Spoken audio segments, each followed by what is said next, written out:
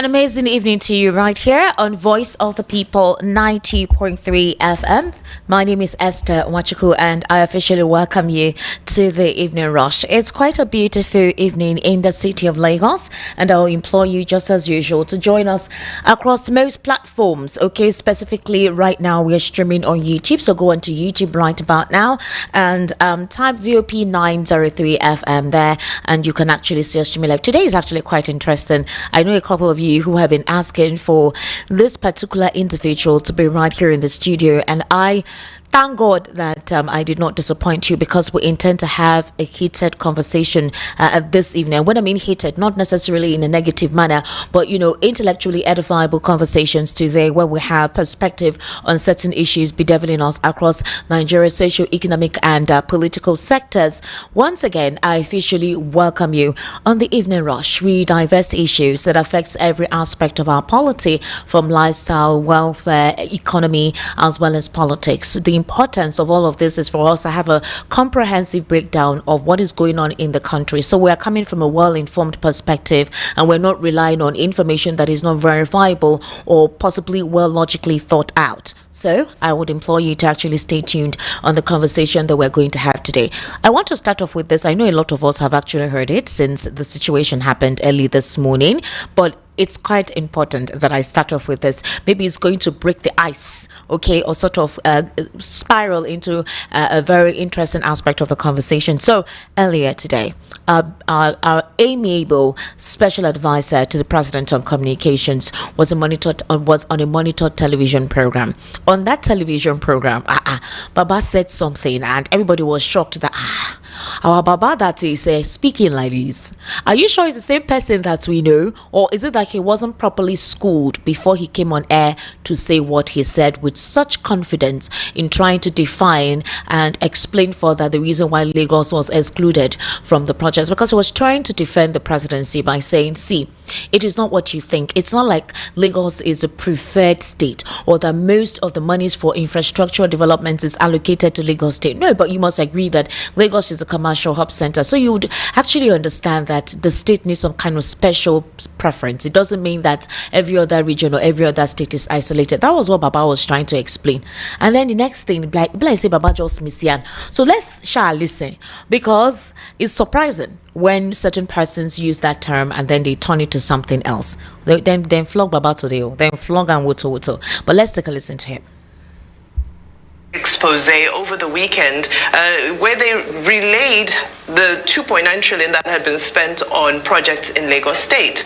The presidency has responded and given an outline of what they're saying the equitable share of projects. However, this explanation removed Lagos State. It looked at the rest of the country but still negated Lagos State, whereas the question was, why is Lagos State lopsided in comparison to other regions? So why are we not hitting the nail on the head here? Let me tell you why Lagos State is different. Lagos State is a no man's land. In the last election, the president who comes from the southwest did not win Lagos. That tells you the cosmopolitan nature of Lagos State. Secondly, the richest man in Africa is a northerner. His business is not in Kano, it's in Lagos. Almost every rich man that you know in Nigeria has business undertaking in Lagos, and the Nigerian people are represented in Lagos. You go to Lagos, if not because probably majority of the people are Yoruba speaking, you will wonder whether Lagos indeed is from the southwest. London. Okay, I decided to cut it there. Now, the thing is this. I understand where Mr. Bola, I call him Baba. You know, when Baba Chilawal came on air to speak, when Daniel Bola was to respond, he said, my uncle. So let's be going like that. His respect. So, I understand the angle he was coming from. It be like say they were waiting for God to come down. That morning I was just seeing, my receipts don't come out. Oh yeah, everybody come out. This one now, Tinubu age don't come. It was funny because they felt they had gotten material. This one here, it's from the horse's mouth. Some people now interpreted that if Daniel Bola is speaking on behalf of the president, is the president saying that Lagos is no man's land? They don't go Daniel Bola there. They don't go they don't drag him, dragging ear, dragging leg.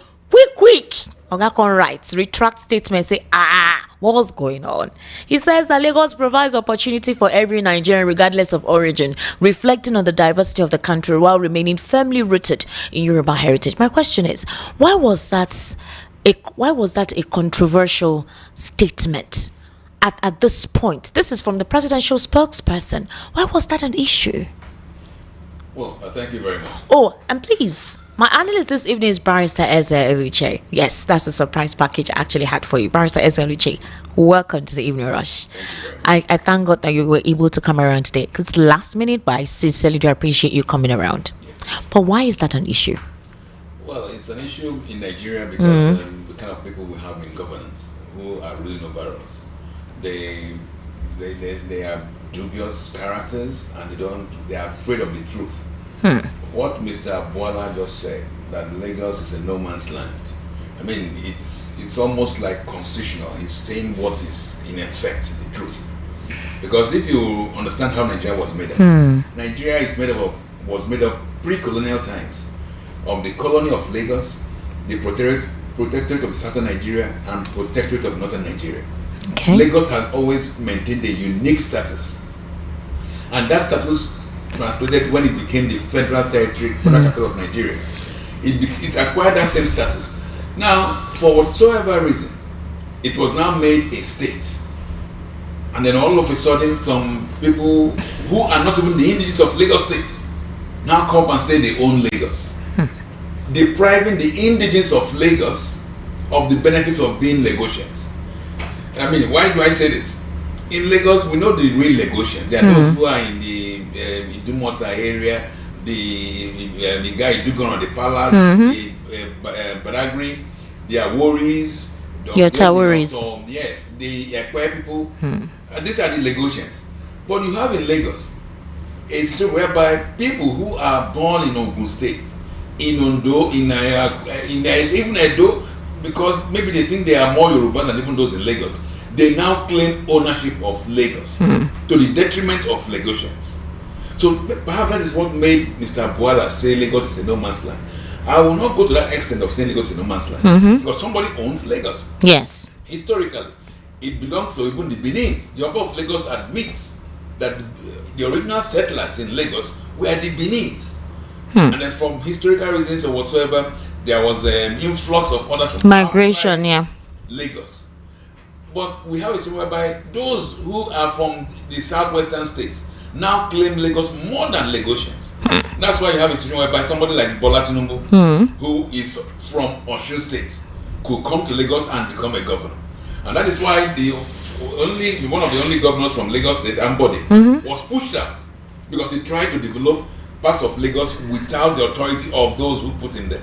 So it is good that this thing is coming from the presidency, because the reality is that when Daniel Bwala speaks, he speaks from Mr. Bola Tinubu. And he has not been sacked. So I believe what he says is true, that Lagos is no man's land.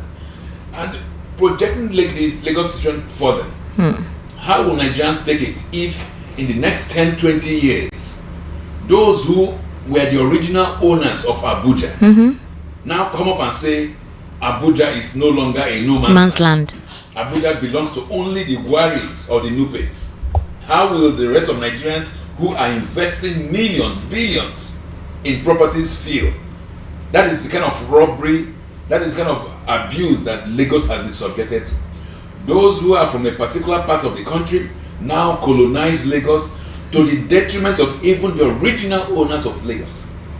And then it's a sad tale that the presidency has to descend so rudely on Bwala for making commonsensical statements. Was it the presidency that descended really on him? No. What else could have made him? Have you, sir? Are you on Twitter? Are you on X? Sir, you supposed go X this morning. Baba talk before he come down from that set. Hey! Who was doing? I mean, those who were talking, I only know what they're talking. The reality is, if you buy a property in Lagos, if you are from America and you buy a property in Lagos, you own that place.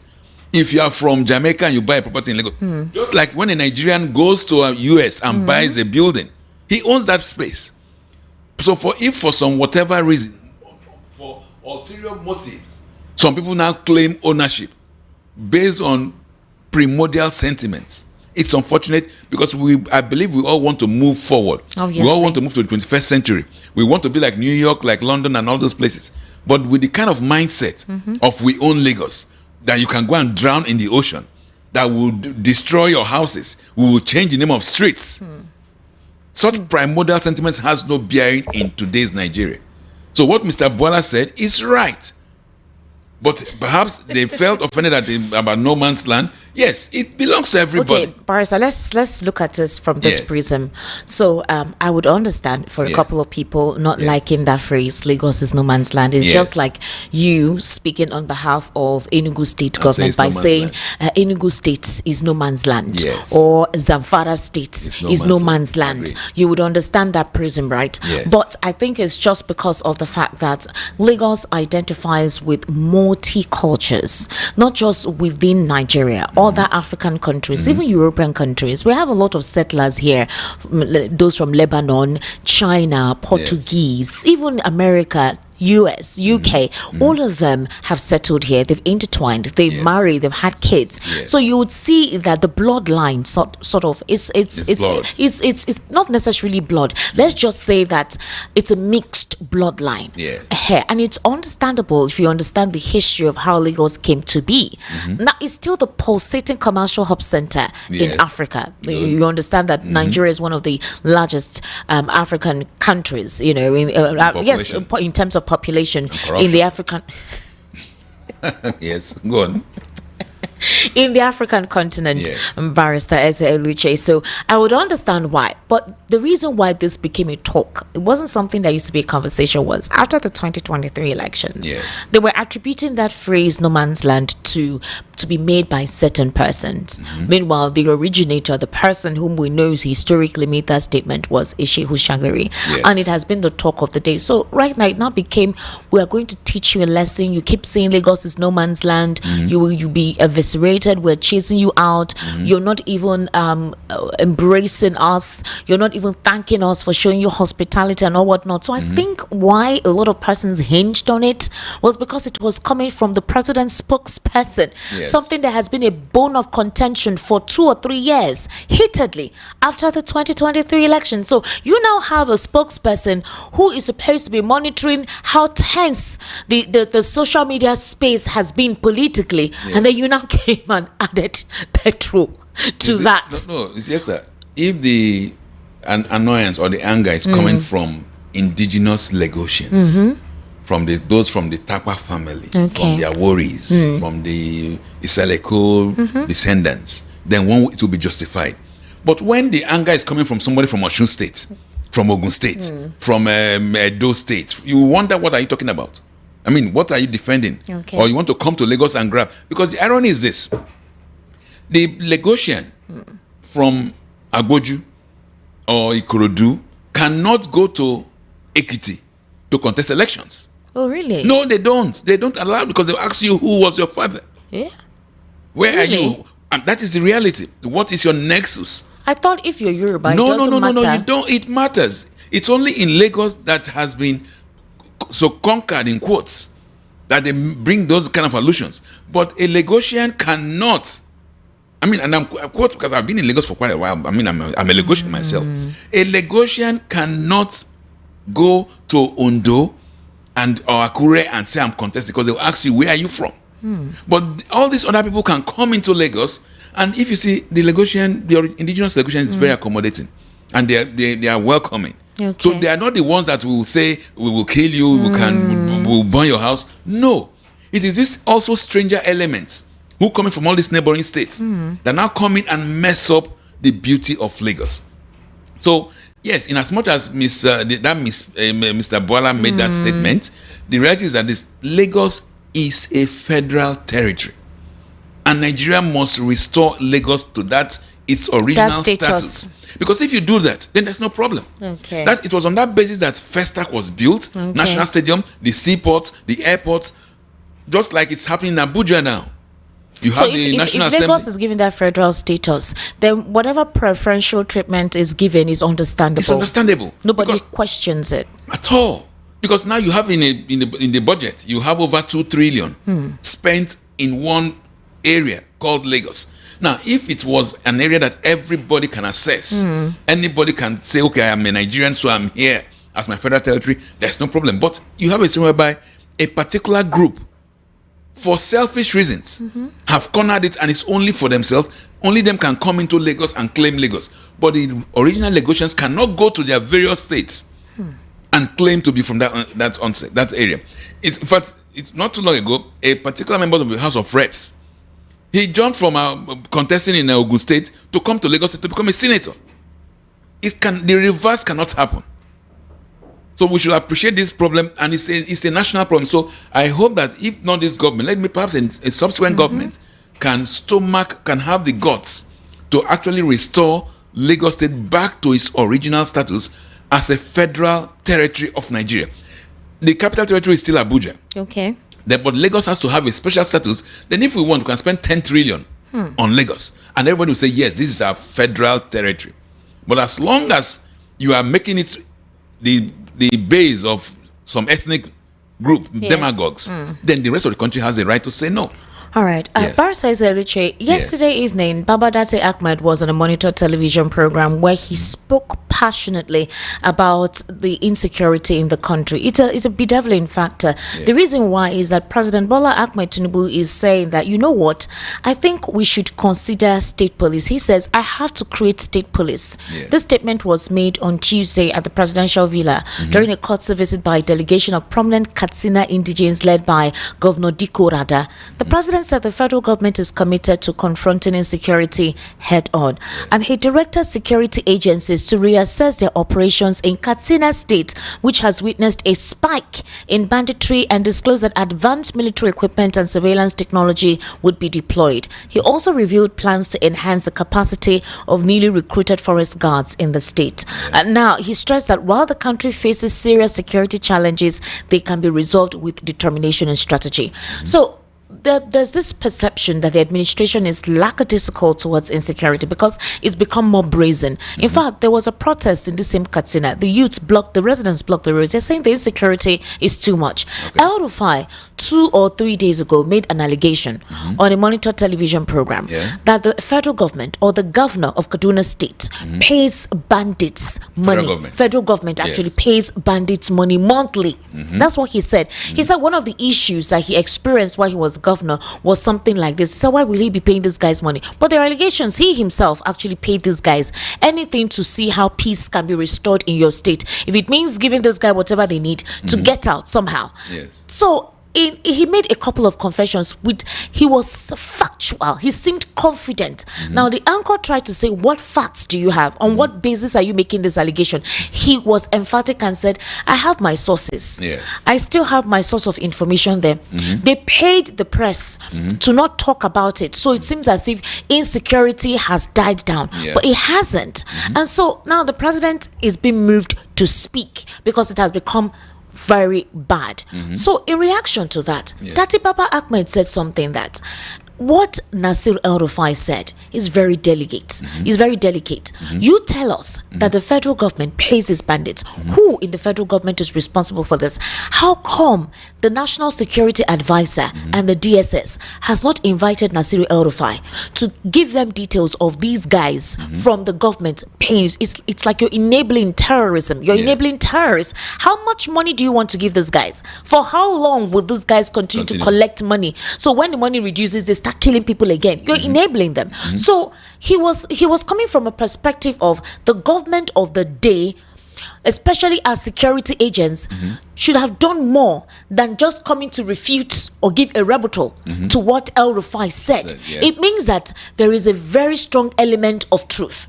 Now, the anchor now asks the question, if the federal government decides to arrest this young man, wouldn't you people say, Tinubu is coming down hard on opposition, or because El-Rufai has promised to expose him ahead of 2027, this is the tactic he wants to use? That one said, there are means through which you can invite people for this. Invite him. Is it not synergy? We're Nigerians. If there is something that we don't know, let us know. Let's go after those people. But some people believe that even if that is done, it's not like they don't know. They know. But it's just an opportunity for them to act, unprofessional. How would you react to this? Well, the reality is that what El-Rufai stated, that money gets paid to bandits, is not news. it's been known by Nigerians. This man, the negotiator between the government and the terrorists, who was stopped from attending the Hajj in Mecca. Okay. He's been an intermediary. He takes money from the government to these terrorists in the bush. I mean, there are several videos out there of soldiers exchanging monies with these terrorists. So it's been a known fact. That is why at the global arena, Nigeria is not taken seriously as a country that is trying to tackle insecurity, because you enable it. In fact, the most ridiculous is this silly campaign they have about reintegration of terrorists. You surrender terrorists, and you have things like the chief of army staff, chief of defense staff coming out regularly to say they have arrested 10,000 repentant Boko Haram terrorists, and they are rehabilitating them, and they will now, you see graduation ceremonies where these rascals are given money, and much more money, and they are well kitted, even more than the soldiers. So you see that there is a history of government enabling terrorists.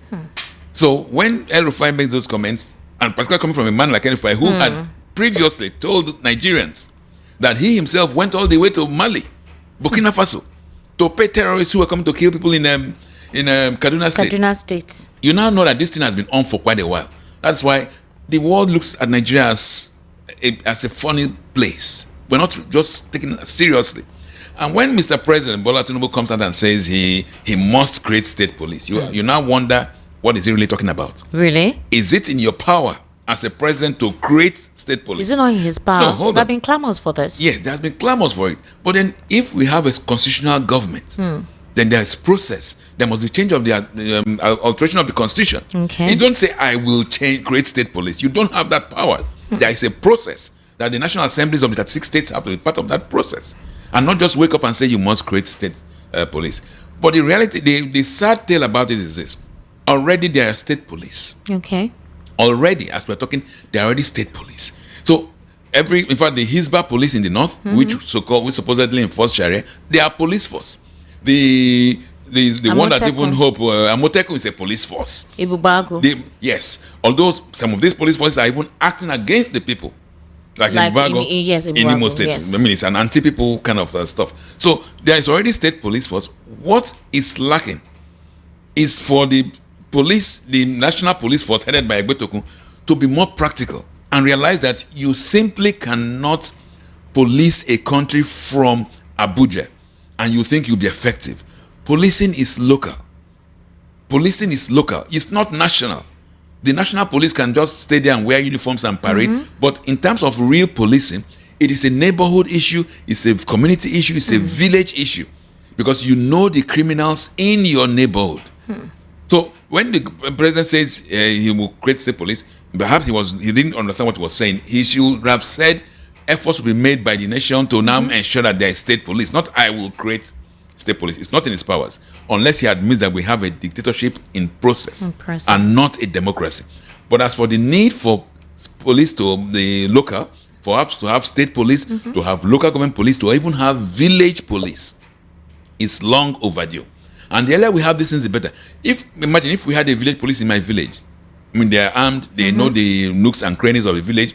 How will any thief come and go scot-free? But when you have to wait to get authorization from somebody who was posted from Abuja to become a commissioner of police, maybe who doesn't even understand the local terrain, he will need 3 years to even understand the nooks and crannies of the state. That is why policing must keep on failing in this country. We must decentralize the police. There's absolutely it's only in Nigeria that you have a federal police. In the US, there's not like a federal police. You have campus police, you have county police, you have village police. But in Nigeria, you say you have an IG of police who takes salaries, takes emoluments, and does not even know the name of my community. How can he police a place he doesn't know? Or will he hand over that policing work to the commissioner who doesn't also know my place? So is there a possibility that what El-Rufai just disclosed and said is actually the truth? Because what's his name? Babadate Ahmed said he's shocked. He shared personal experiences. In fact, let me just play a little bit of how he described the APC government. He was worried and he was literally sad, and he was expressing how painful things have become under the administration of the APC ever since they came into power. Let's just take a listen to him. Do we really have a government if somebody who sold Nigeria's assets for 4 years at BPE, served as FCT minister for 4 years, and served as governor, would say that there is a national policy of paying bandits? Do we have a government? Am I a citizen? Are you a citizen? Does Nigeria exist? Or do a pack of people live in a certain territory with another group of people claiming to misrule them? Do we have a government? Do we have a nation? What are we doing? Are people understanding the gravity of this statement? National policy is official position of government. An official declaration that this is what we shall be constitutionally doing, what we shall be legally pursuing. That's what we call a national policy. It is made public, it is celebrated, it is broadcast to the whole world. Was such a thing held? Why did Nasir say it? If the so-called Office of National Security Advisor will take this statement with levity, then Nuhu Ribadu was never a policeman. Reaction. If you were the NSA, what would you be doing? Nasir should be writing some comments by now, some statements to the police, to the courts. If the position of Nigeria, the so-called APC government of Uncle Tinubu, if their official position is to be compensating bandits, paying bandits, then we don't have a nation. So your inference tonight is that whatever Malam Nasir El-Rufai has said in that respect, which we play back, if it's not true, the government of the day should be taken more seriously. Yes, and so long as it passes by with the so-called, what you call reaction of the answer, then it is true. And I tend to agree that it could be true. But if for example... All right. So basically, he went ahead to share personal experiences of his nephew, I think one of his cousins, who was kidnapped. I think he mentioned it happened twice. So they're feeling the pains. They're bearing the brunt of pain, of negotiating with these elements for their loved ones to be released. And he went as far back as giving details of the Jonathan's administration, how the APC colluded to bring in foreigners, how Buhari threatened him that his state would be soaked in blood. He said quite a lot. Before the downfall of Libya, how there were certain arrangements to be made where Gaddafi would come and reside in Nigeria. They were going to provide them weapons and some men to help fight at the time. They were supposed to go to Libya or some places like that to train until Gaddafi, before he died. A lot of, backyard shenanigans ongoing.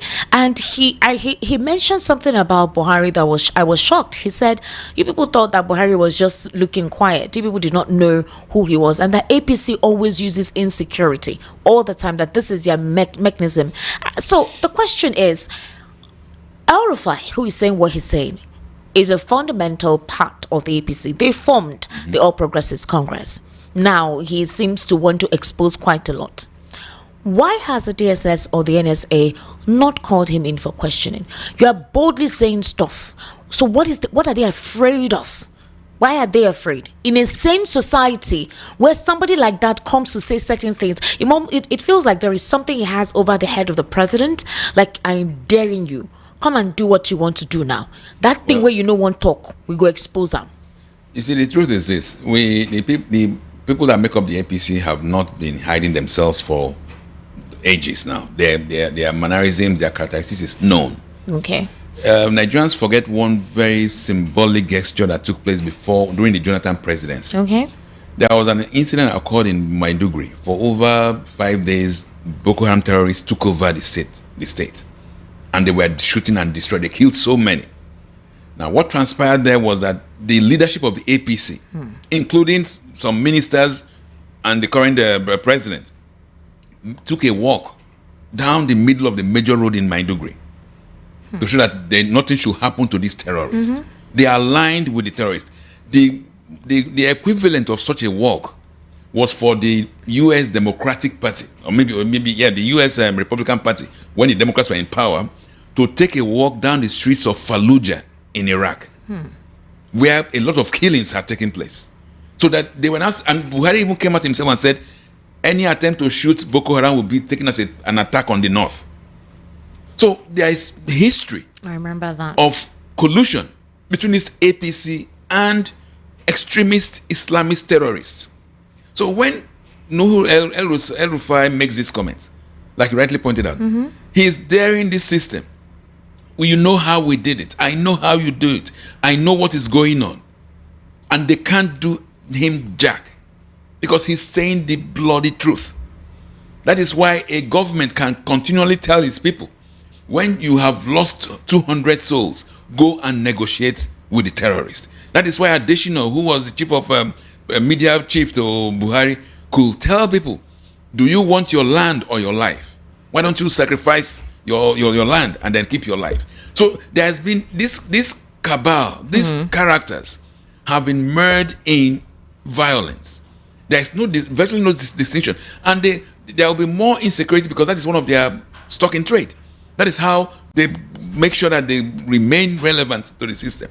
So El-Rufai knows he's on safe ground. He knows he's saying the facts. Perhaps he's tired of the killings.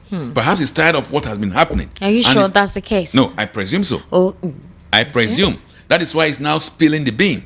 That this is what has been going on. And they know because when he tells you he has facts, this is it's not the first time. Good. This man has been speaking a lot of sensitive, grilling out a lot of sensitive details. Yes. You reeled out a sensitive detail Yes. about the 2023 elections, about the legitimacy being questioned of the presidency. Yes. You're supposedly telling us that you colluded with the institution that was meant to determine whom the leadership structure of Nigeria would be Yes. and be headed by. Yes. You're telling us that you infiltrated or you did something. That's not the only thing you're coming to tell us. You're now telling us that insecurity in the country is being sponsored by the federal same government and the party that you originally belonged to, Yes. the NSA and the DSS, is quiet. So if certain persons in the political party know what is going on, and Nigerians are used as elements in a supposed chessboard Yes. to shift or move the hand of somebody to do their bidding, Yes. one would have thought that the president, being the kind of person he was in Lagos State, would not be What kind of afraid. person was he in Lagos State? Well, he was very decisive. No, remember he used MC Oluomo to very great effects. He also used insecurity. He used violence. So what kind of president is he?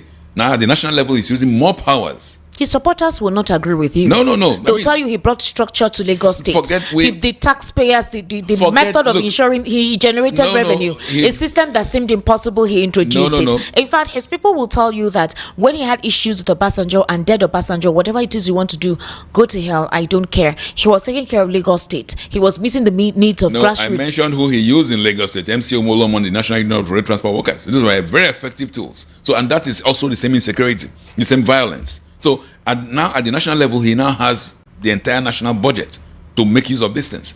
So I mean, what El-Rufai is saying is not new, but we have to thank God or Providence for what El-Rufai is spilling, because that is about the only way we can break out of this stranglehold. That an insider from this system will say enough is enough.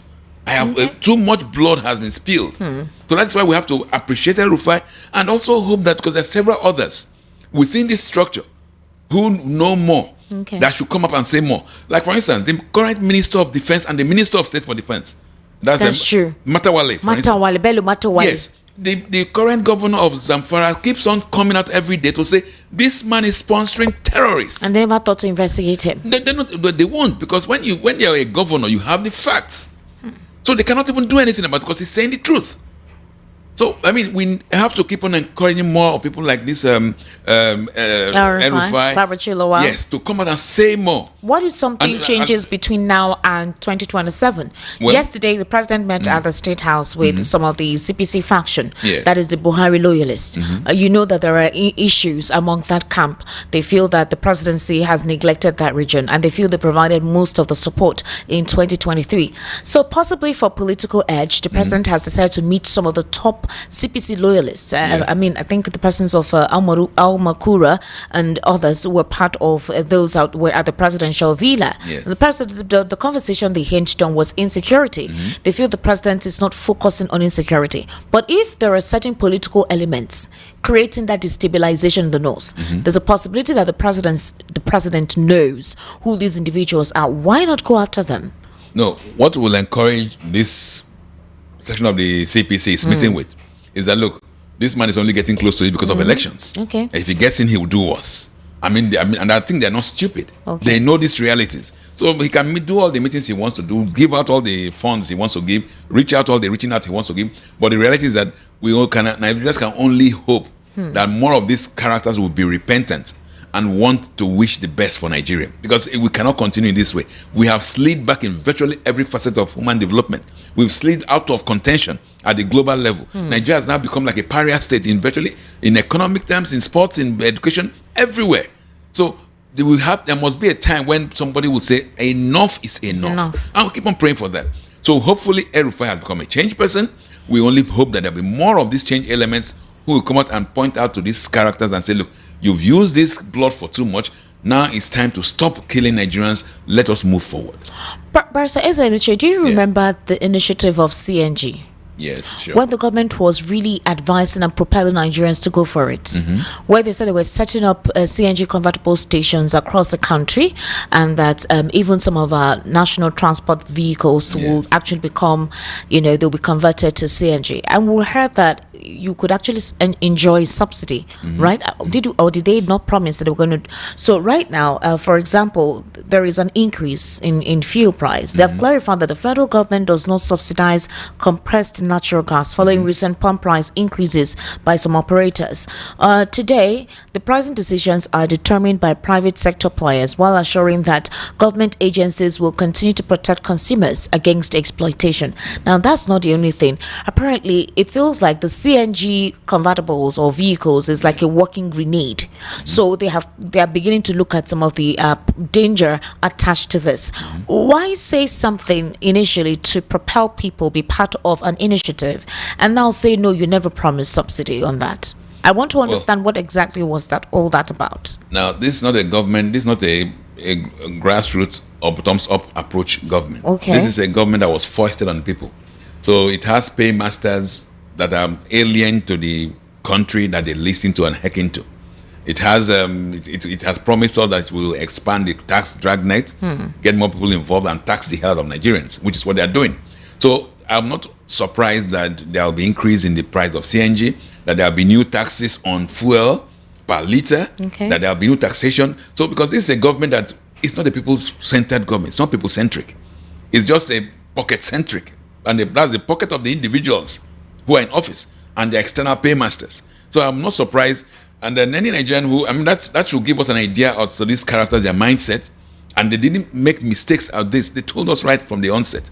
That was one of the very few things Mr. Tinubu said when he was coming to office. That is going to increase the tax dragnet. And limit the purchasing power. Reduce the purchasing power and ensure that the Naira does not purchase more. So he is fulfilling his diabolical agenda for Nigerians. Diabolical. I mean, when something is happening and it's diminishing Nigerians, reducing us in stature physically or even spiritual and everything, it becomes diabolical to Nigerians.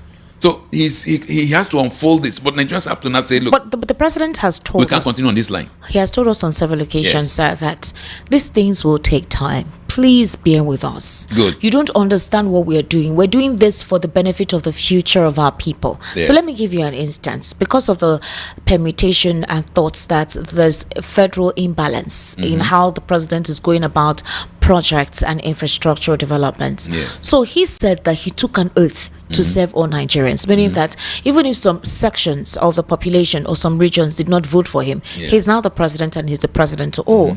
And that the oath guides every bridge, road, rail, power, health project that they deliver. He said from the Lagos-Calabar Highway in the south to the Sokoto-Badagry Super Highway in the north, from Port Harcourt-Maiduguri Rail in the east to Abuja-Kaduna-Kano Expressway in the center, and the Trans-Saharan Highway connecting African countries, that these are not local trophies. easy, are national assets.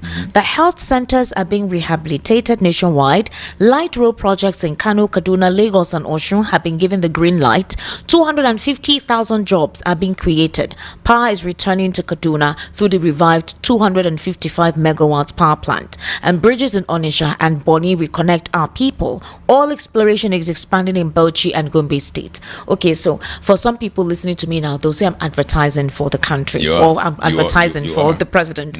But they don't have a representative here, so let me speak on what they have said. Okay. Unfortunately, Barrister Eze, the reality again is this: of everything they reel out, it's not the commensurate implementation or reflection is not reflecting. So is it possible that there is a federal government healthcare center being done for those at the higher level, after that one, before they will come down, that we will see it? Or is it possible that, okay, there are 3 tiers of government, the president is not meant to be responsible for everything, that's why you have democratically elected governors. The governors are meant to provide state healthcare centers, clinics, all right, rehabilitate community roads that are not federal government roads. That is the only way people can feel democracy, feel the dividends of democracy at the grassroots. So in these sectors that reaches home to the people, who is meant to be held responsible? You hold Mr. Bola Tinubu responsible. Really? Now, yes. Now, why do I say that? I mean, governance or administration is not a big deal. Okay. Let us look at the family structure. If as a father or the head of the home, you tell your children, do not smoke, do not drink alcohol. Okay. And then every day they see you buy a carton of beer and a packet of cigarette and you quaff all this, and you think they will not drink and smoke? So that's what's going on in this country. The president has said, look, it will take some time for these results to come up, and then you bear with us for a little while. And what do you see? You see the son gallivanting all over the country in a private jet. The wife, the children are living in $2 million houses in the United States. You see the members of the National Assembly buying 150 million naira vehicles. You see the president buys the private jet and junkets all over the world without any achievement from these private jet trips. And so you look at all these things. You see the Adodan Barracks is renovated with billions of naira, the VP's residence. You see profligacy. You see wastage. You see, you see terrible things being done by these characters who have told you to guide your loins and take it easy. It will soon be bright. Will you, in good conscience, take them serious? The answer, my sister, is no. So Nigerians don't take this character serious. And once you don't take the character who is ruling over you serious, what does it mean? Immediately the governors see what is going on at the federal level with the presidency, they start their own junketing.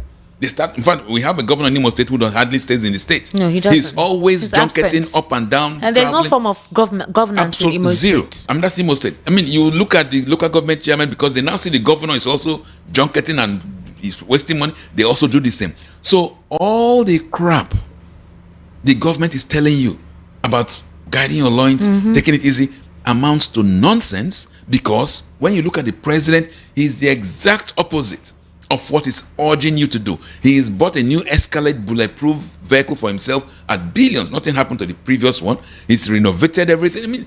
And he keeps on traveling.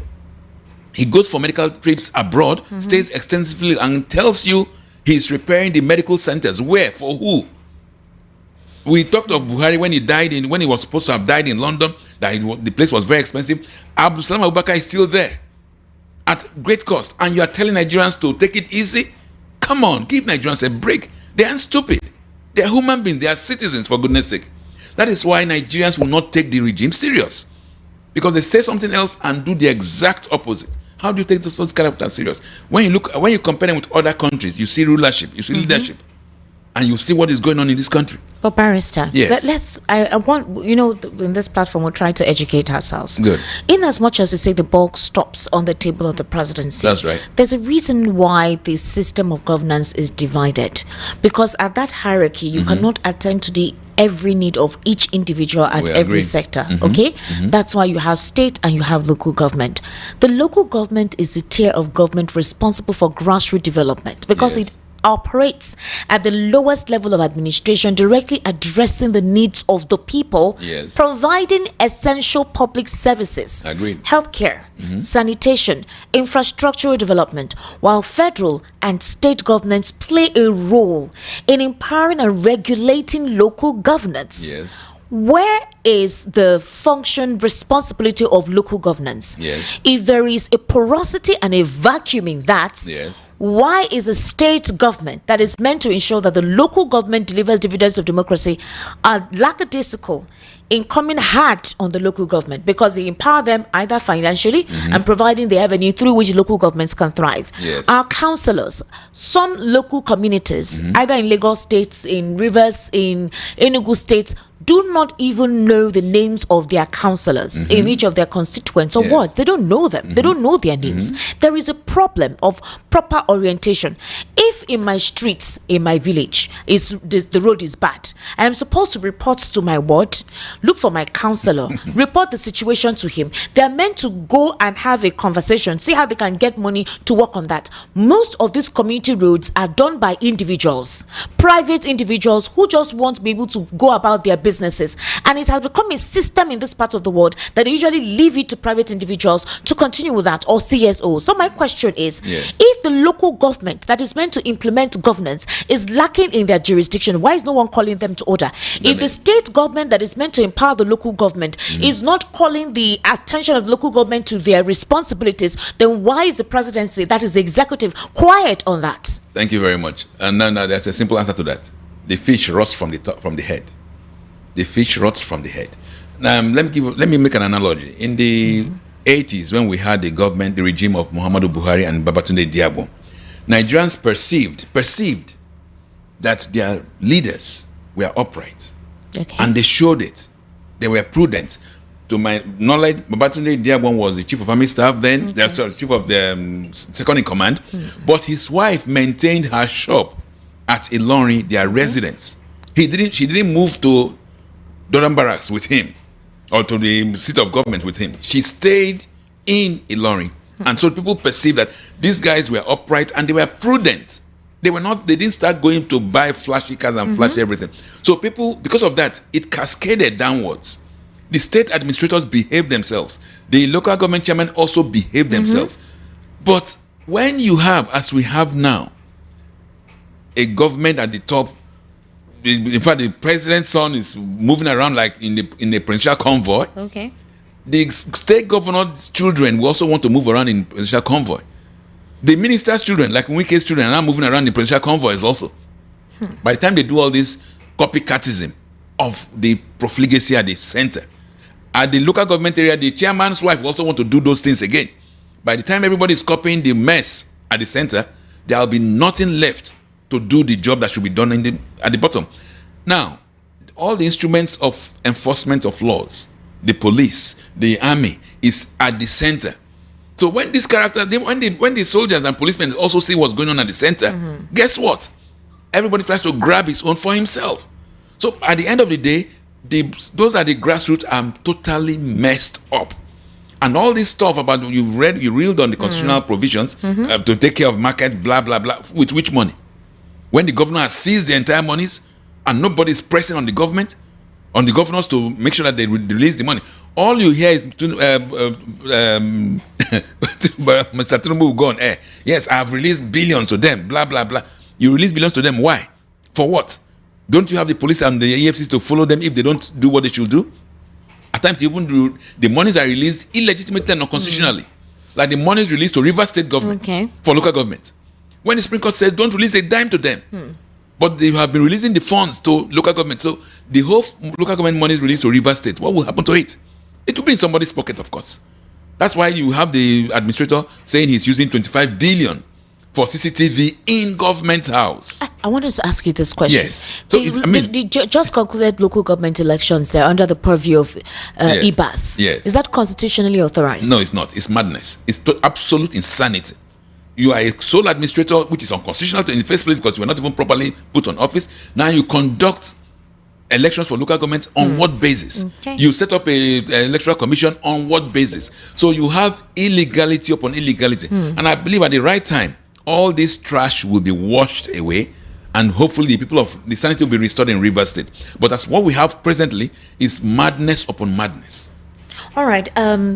Again, in the case of Rivers, if you say that there is no constitutional legibility to what transpired, are we saying that there are some persons who are allowed to go out of the constitution to do certain things and nobody questions it? Oh, certainly. 1, 2, you just came back from the NBA conference. What is the next line of action to address such unconstitutionality in Rivers State?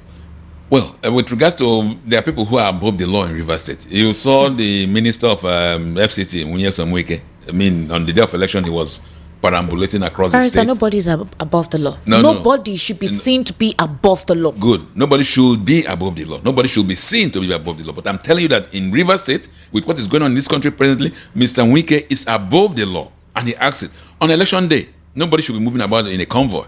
But we saw the stretch of this man's convoy. What is he doing on the streets? He should have just left his house and walked down to go and vote. But the guy was Minister of FCT. He was in River State, like moving around. FCT as well. Yes. So I mean, he's definitely above, because those that should stop him or that should keep him in his house were the ones escorting him around. So what are we talking about? We have to be realistic.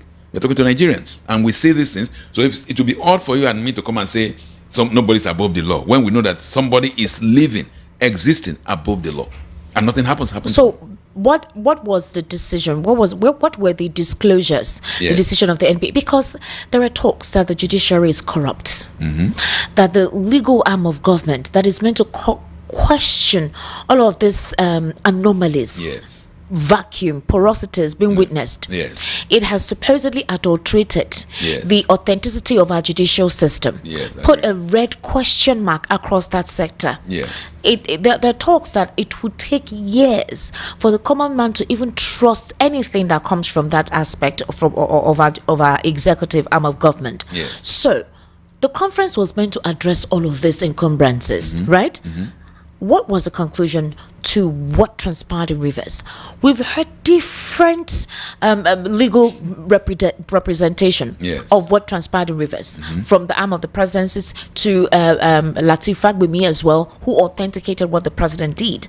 Majority say what transpired in Rivers is unconstitutional, basically autocratic, and nobody sued the presidency. Let's say he has immunity, but nobody sued the government of the day for allowing such. Nobody sued the Minister of Justice for even saying that what the president did was permissible.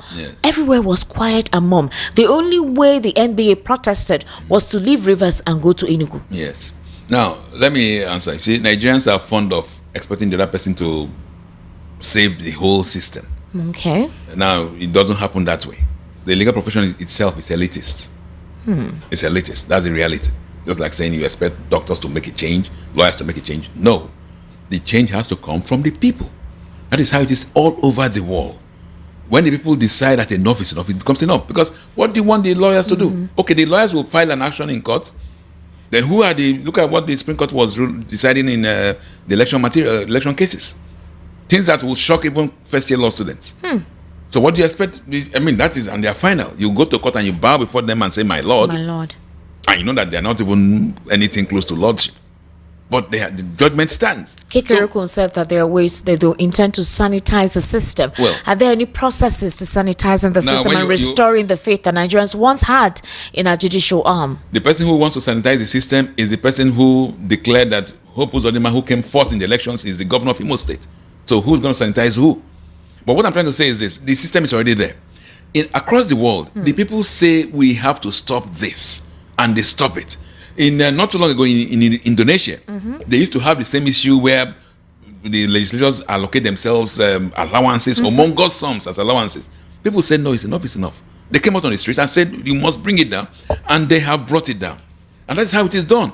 But Nigerians will say, no, the lawyers will do this. The Nigerian Labour Congress will do that. The medical, come on. And then you are doing what? You are just sitting down waiting. No.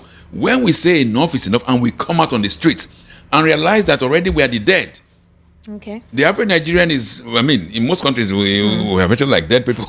So when you realize this and say, look, let me breathe life to myself. Let me stand up and be a human being. Let me stand up and put a stop to the shenanigans of these characters. Then they will stop. Otherwise, These guys are ready to continue and continue and continue until the Nigerian says, let us put a stop. So stop looking at the Nigerian bar session. We will do our best. Some lawyers will do what they need to do, but it's an institution. Okay. And it's built on order. And that order is almost akin to following the status quo. And so you don't expect much from them.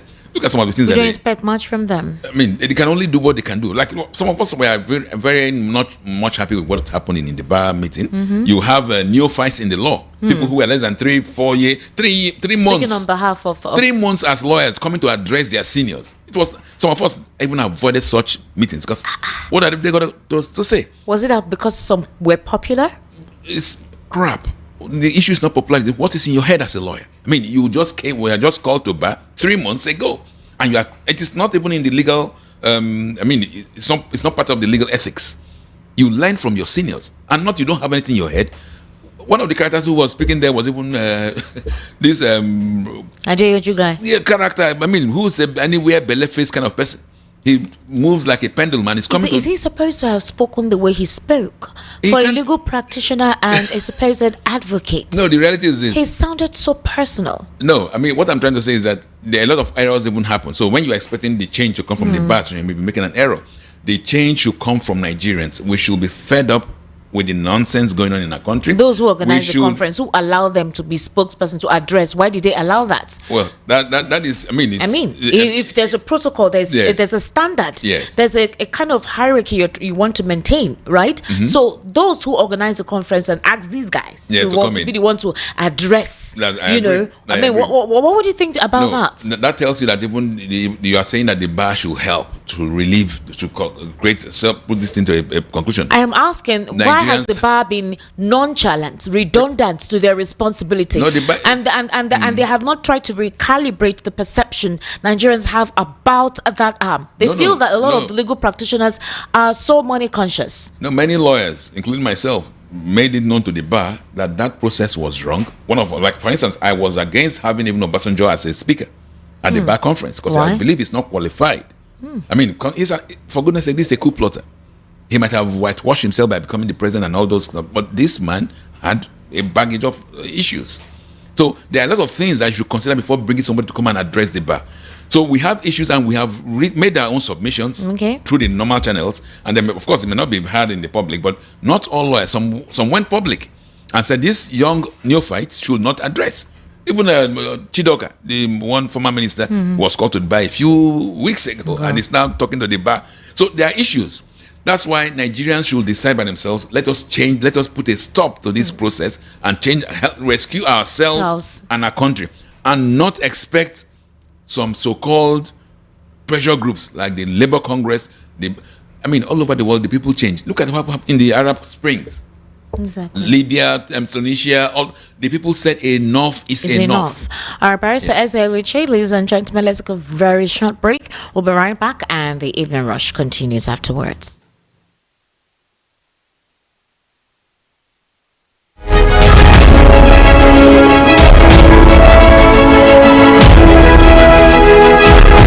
Time to take the next step toward your dreams. Admissions are now open for the October 2025 and January 2026 intakes at Lancaster University, Ghana. Get ready for a world-class education, global opportunities, and an unforgettable experience right from Ghana. For more information, contact us at +234 0701 708 9214 or email us at nigeria@lancaster.edu.gh. Apply today and begin your journey to success with Lancaster University, Ghana. Your future starts now.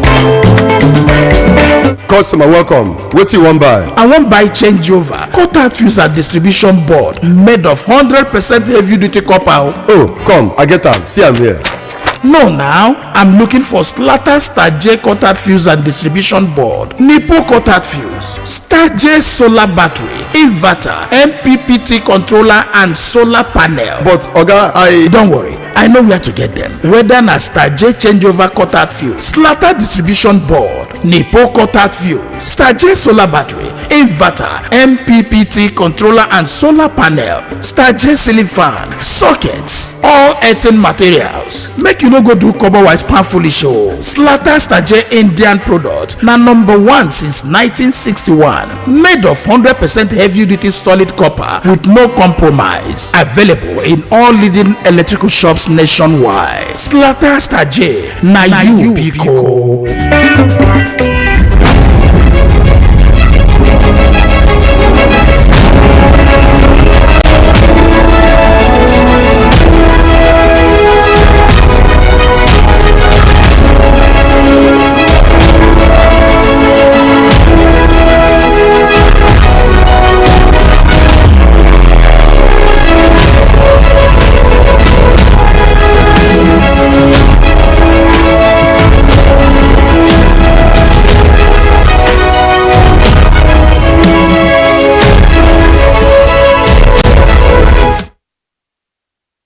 All right, welcome back. This is still the Evening Rush right here on Voice of the People, 90.3 FM. My name is Esther Wachuku. I've been speaking with Barrister Nasir El-Rufai. He's a political social affairs commentator. He has been giving us some deep insights into national issues in the country.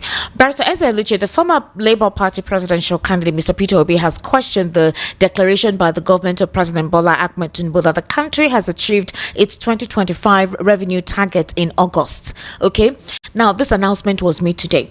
He submitted that achieving the revenue target as announced by the federal government is meaningless to Nigerians because the citizens have not felt its impact in their daily lives. So the president on Tuesday, if you will recall, announced that the country's revenue target for 2025 was achieved in August following economic reforms focused on stimulating the non-oil sector.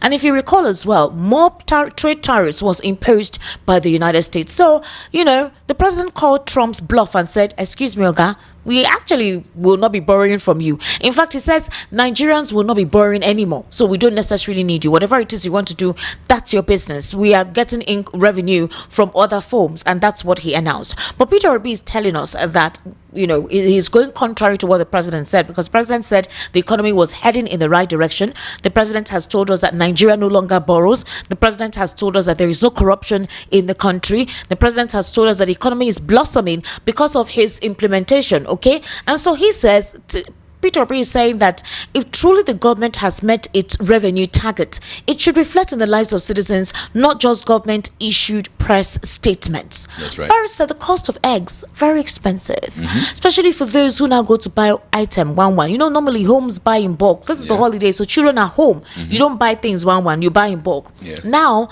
there are some staple food items that, like normal everyday food items, are now luxurious. Things like egg, things like fish, things water. like beef. Even water. That's and right. you know that we don't even have proper drinkable water. Yes. People Sachet have water. have to use sachet water. So again, these are the commodities that are quite expensive. Even vegetable, healthy food items, tomato. Hey God, where is that? I go buy tomato yesterday. I want to prepare small sauce. Yes. With yam, this dry yam wey the sweet like sugar. I say I don't think am. So now like this I go chop am. And the past markets, I just buy like fresh fine tomato for. They told me 2,000 for that small 6 or 7 whatever. I shout that what is happening? People are doing worse than the president. Will you say it's Tinubu that caused this one? They say now so it go. That's what it be. If you want to buy the one that is cheaper, it's going to be smaller and quite soft. Yes. That's why I go chop my egg with onions. Nothing happened. Nothing more. Now, you see, the Nigerians will begin to call this government a government of liars. I mean, they reel out voodoo economic figures that have no bearing on reality. Now, what Mr. Tinubu was saying was that Nigeria has stopped borrowing from the local banks. That's what he said. Now, you stop borrowing from local banks and you are going all over the world, borrowing in yen, pounds, dollars, all kind of foreign currencies. Is it not stupid to say you don't borrow when you are borrowing in foreign currency? I mean, it's annoying. Does it take Nigerians to be idiots? Yes, you say it's don't borrow from local banks, but you are borrowing virtually every country you go, you borrow. No, he says they signed memorandum of understanding. No. I mean, he can sign whatever he wants to sign, but the monies exchange hands and you are shifting the date of payment to the next generation. And you have the temerity to tell Nigerians you have stopped borrowing. because you don't borrow from local banks. And I can assure you, by the time you visit local banks, they will tell you, okay, it's not borrowing, but maybe indentures or some other names except borrowing. So he might have really stopped borrowing from local banks, but he's still getting some kind of monies from local banks. He has virtually emptied the pension funds. Okay. I mean, so that most Nigerians who are retiring, there's actually nothing to pay for your pensions. And he has the guts to tell us in a media outfit that he has stopped borrowing. That is insulting to Nigerians. So this is the kind of people who have ruling over us. And this affects virtually every sphere of our life. Now you say, why is the tomato seller adding to his own price? Okay. Because he also needs to buy sugar. He also needs to buy cement. He also needs to paint his house or pay house rent. And those things have increased. And they will still increase more because these guys are thinking of more taxes. So this is the regime. These are the characters who are ruling over us and who have the guts to present themselves again to continue ruling. I mean, the ball is in the court of Nigerians. We can either continue with these characters ruling over us, for us dying on the streets gradually, or we say no, enough is enough. Barrister, there are accusations on the aides of the president. Okay. Those in his inner cabinet, persons like Bayo Onanuga, Sunday Dari, even Daniel Wala. There are complaints that this president's aides or those who he appointed are not necessarily reflecting some of the actionable policy implementation that has begun within his administration. Okay. There are complaints that they are just basically politicking.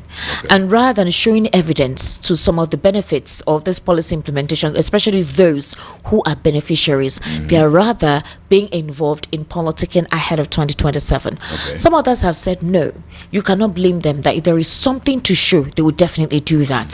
Some others feel that they are lackadaisical and lazy. They do not even know how to create the data, go about ensuring that there is evidence, picturistic and even videos to prove that this is basically what the administration has done. That every time all they do is to write out all the stuff and manifestos that they say they want to go about, but then we don't see any credible evidence, or as to those who are benefiting from this, aside from Nel Fund. Yes. And then there are those who are questioning the impact of Nel Fund. Yeah. Why is that so? And why is the presidency not holding them in terms of accountability?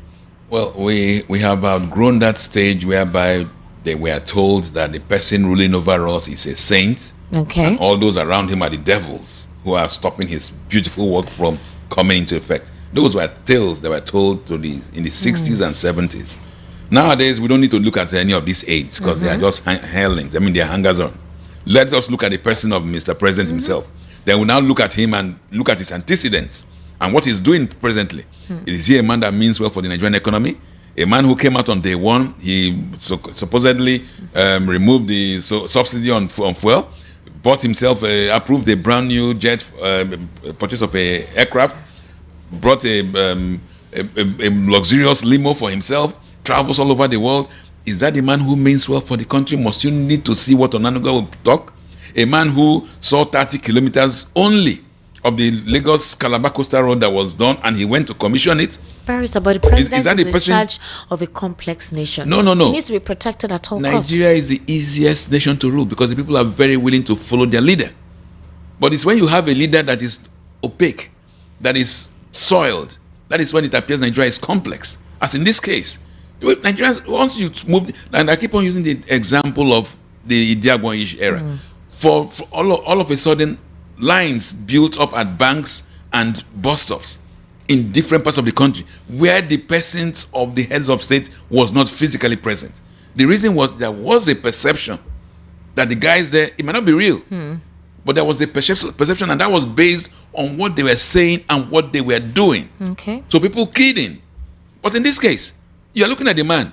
You are looking at his shoes, his wristwatch, the parties his ministers are having, the land, the properties his ministers in FCC and other people are buying in the US. And you want Nigerians to do what? They got to follow their leader. So it's a very sad situation, but that is the reality we are finding ourselves in. And we just have to do our possible to ensure that this does not continue a day longer than necessary. Barrister Nasir El-Rufai, so something recently came up it's worrisome how certain things are going about in the country and people are not actually helping. Yes. So, Abike Dabiri, chairman of the Nigerians in Diaspora Commission, today amplified a derogatory post on social media that referred to Igbos, Nigerian citizens of Southeast extraction, as monkeys and gorillas. She amplified it? Yeah, she amplified What it. did So she say? she had earlier posted a video of a trafficked girl she identified as Mercy, who was rescued from Libya on Monday. So in reaction to Mrs. Dabiri Erewa's post, an ex-user whose name is Wale Akere, posting via @Akere_S, lauded the NIDCOM boss for her work while berating Igbos as monkeys, children of gorillas, and I don't want to use the other words. Okay. So the person says, "My sister, you are doing well. Allow those monkeys to continue to make unnecessary noises. They are born to be ungrateful people. Okay. Those tagging you, they are children of gorilla history about them. Kudos to you, madam, at Abike Dabiri. And at Voice of Igbo, see what my sister has done. Omwale, jati, something. And in apparent approval of the post, Mrs. Dabiri reposted it with memes of laughter, amplifying the message. So on Mrs. Dabiri's timeline, the post has been viewed by over 15,000 people as at the time it was posted, which has gathered more than 53 reposts and over 100 comments. Yes. This is somebody that is a government representative, and that's why I asked you that question. That is it possible that persons appointed working for the president are the ones causing problem? How can you repost something of that nature? You are meant to supposedly enhance social unity. You're meant to present all sides of issues. Yes. You're meant to reflect that the government of the day is unbiased, the government of the day is objective, the government of the day is accountable and, transparent. Yes. So why? What is this? Well, thank you very much. You see, she is reflecting the person she's serving. Abike Dabiri is doing what she's doing precisely because that is the mindset of Mr. Bola Tinubu. This same Bola Tinubu you're talking about was the one that when some people kidnapped the daughter of a prominent Yoruba man in our Akure Road, he said, "Did you see any cows around? That there are some people who can come and pretend to be these people, but they're not." And he was referring to the Igbos. This same man is the man who is filling his government in the most ethnocentric and tribalized manner than any other government. So Abike Dabiri is only reflecting the persona of the person she's serving. And I think so what she's doing is very much in line with what Mr. Bola Tinubu or the wife. But the president told us that he's not the president of... Oluremi Tinubu, the wife of the president, had in a previous interview also expressed similar sentiments. So she and her characters and others like her are doing what they were sent. But then it's unfortunate that Nigerians have such characters at very high levels. It's sad. Yes. Why? And ironically, this same Dabiri or whatever her name is, when Yoruba Oba was sentenced for fraud in the US, she kept quiet. When another Oba was also arrested for receiving over 120 million for kidnapping and banditry, she kept quiet. So we don't have to take these characters serious. No, you can't say don't take them serious. No. That is what we're These doing are here. representatives. They represent us internationally. For Yes. example, there was a time she posted and she said that 20 out of 21 Nigerians on death row were from one state in the southeast. Yes. You make such statements. You're fraying the polity further. You're widening the gap of the unity. No. You're following the minions of the administration to create disunity and disparity. But even if people criticize, it's just like President Bola Ahmed Tinubu. He's being criticized on a daily basis. Why is the president's official handle not calling out people and calling them all sorts of names? No. How is you, a government appointee, being the one involved in something like this? This woman is a communication expert. She had worked with the Nigerian. That's what is in her profile. She has worked in the NTA. She's been in the communication sector for a very long time. How can you be somebody of that profile? Denigrate yourself to this level. No. I'm a media practitioner. She was once a media practitioner. You can't tell me that she didn't look through that message before it was reposted. If there are talks about you being of a certain leaning, like what transpired during the whole Nigeria must go thingy in Ghana, and how she reacted or responded to it, how swift it is you respond to issues of somebody from your region compared to someone from another region. Are you, even if there are accusations, are you meant to heighten that? Esther, you know the mistake you're making. You are expecting something higher from trash. trash? No, Barrister, I don't refer. No. I don't want. Don't refer to her in such a manner. But it is not. It can't be what we condemn. When you don't call a spade, and the other side is calling a spade, then you have a problem. I mean, these characters have come out and said they've shown how tribalized they are, and you feel somebody who's tribalized is not trash. The person is trash, as far as I'm concerned, and we always have to live above such kind of sentiments. That is the reality. And do not make the mistake thinking that she's acting aside from what her boss wants her to do, because she's repeated this kind of mannerism severally. So she's only there in office because she's doing exactly what she's supposed to do. She's creating diversion. She's creating disunity. And that is what these characters who are the head of affairs want. That's why people like Onanuga is still in office. That is why Reno Mokri continues to fly high in this regime. And that's why Abike Dabiri will even get a ministerial appointment, because they are useful. If I say useful idiots, they say I'm going too far. But they are useful trash for this kind of regime. And that is the reality. I mean, I don't even bother with them because they are irrelevant. The issue is this: what is the mindset of Mr. Bola Tinubu himself? And for him to have allowed this kind of low-level, low-life characters to be in his regime or to speak for his government, that shows the kind of person he is. Stop shifting the blame. Stop shifting the goalpost. The issue is not these appointees. The issue is the mindset of the person appointing them. And once we have that mindset, you realize that this person become easier, so that you don't create more enmity. Abike Dabiri is just looking for food for her table or her children, and she can do whatever she said as long as her boss allows it. If you are in the private sector, you do what your boss does not like. What do you get? You get a sack. But I assure you, she's not going to get a sack. She'll be promoted. Same thing that with people like Reno Mokri, Femika Fanikayode, Bwala, whatever. These are the guys who benefit from this whole mess. But do not call them names, because they are working for the person who has put them there, and they are doing wonderfully well in the eyes of Mr. Bola Tinubu. I just checked the post, and it's still there. It will be there. She did not delete it. It's creating the diversion. She reposted it. She put the smiley meme. This was almost 24 hours ago, and it's still there. No, do you know what? You can't tell me that her social media handler has not gotten a lot of messages in reaction to this. Don't call social media handler. Call her. She's the one who owns it. Don't talk of social media handler. But what I'm saying is this: it is there because it's fulfilling a purpose, and when we're now talking about it, instead of addressing the misgovernance, the maladministration, the corruption, is that not part of it? Good. Then call the nepotism, bigotry, maladministration. Is that not part of it? This is like you are talking about the spare tire when the engine is faulty. I mean, forget these people. Address the issues, and the issues in this case is the person of Mr. Bola Tinubu, and that's why Nigeria has to make sure that they get their rights act, they get their acts right in the next dispensation, and make sure that we don't have these characters come into office again. All right, ladies and gentlemen, let's take your reaction. It's 8:26 p.m. I really needed to speak with Barrister Nasir because I don't know when I will see him again. He comes once in a blue moon. He's like, what do you call those horses that have one horn? I know how they're special horses. They're unicorn, precisely. They come once in a while. So that's precisely that. The number to call is 080-3692-9933. 080-3692-9933.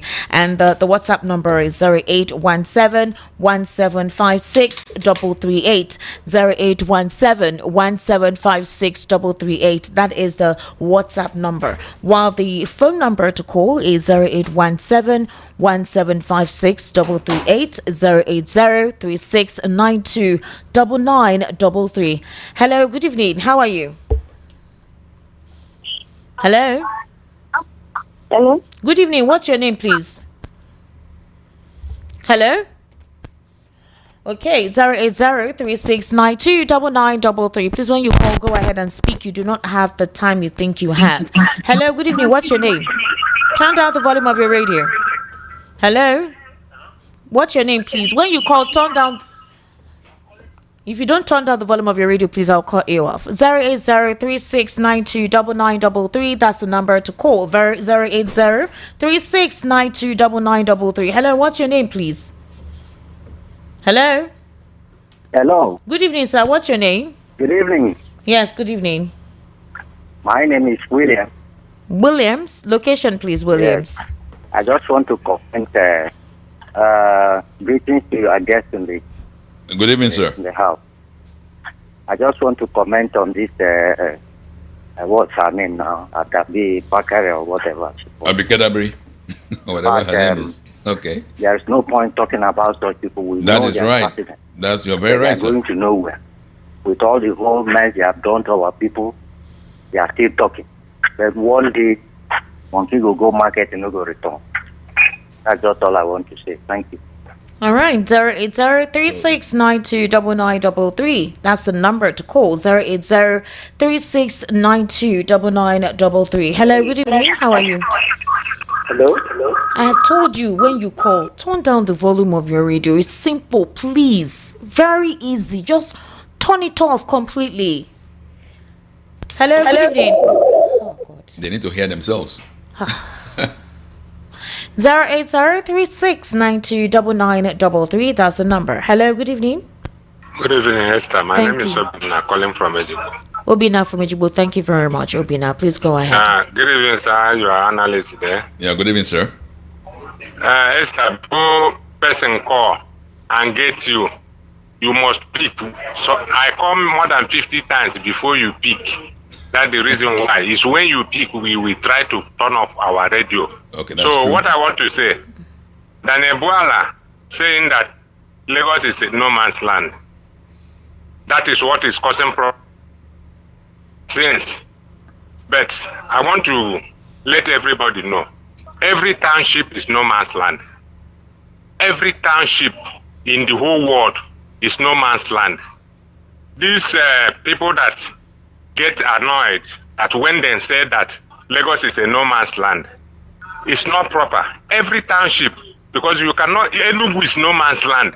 If you go to Enugu now, the people in Enugu, those people that build, has a property there, they are not the indigenous. Indigenous is very few. It's multitude of people, both Europeans, they have properties in Enugu, so it's no man's land. Calling Lagos is no man's land. It's pure, it's correct. So not that it's no man's land that another person want to take it from you. We know the owner of the Lagos. We know the main owner. But in another word, it's no man's land. Thank you. To support that, I mean, places like New York, New Orleans, they all belong to originally to Indians. So will an Indian community now Settlement. say, I'm the owner of New York or whatever? People have bought and resold those lands. So, yes, but maybe the word no man's land is what is It's derogatory. They feel like you're taking it away from the it's original cosmopolitan. owners. Cosmopolitan means that everybody's in it now. So it's not longer the land of the villagers. Because Okay. there are no villagers there. All right. Hello, good evening. How are you? Hello, good evening. Good evening, sir. Welcome. Please, what's your name? Charles from First. Mr. Charles, welcome, sir. Please, Esther, are you an analyst or a presenter? What is the problem? Can you go straight to what you want to talk about? Allow your guest. 08036929933. That's the number to call. 08036929933. Hello, good evening. How are you? 08036929933. Hello, good evening. How are you? Hello? Hello? Hello, sir. Yes, good evening, sir. Welcome.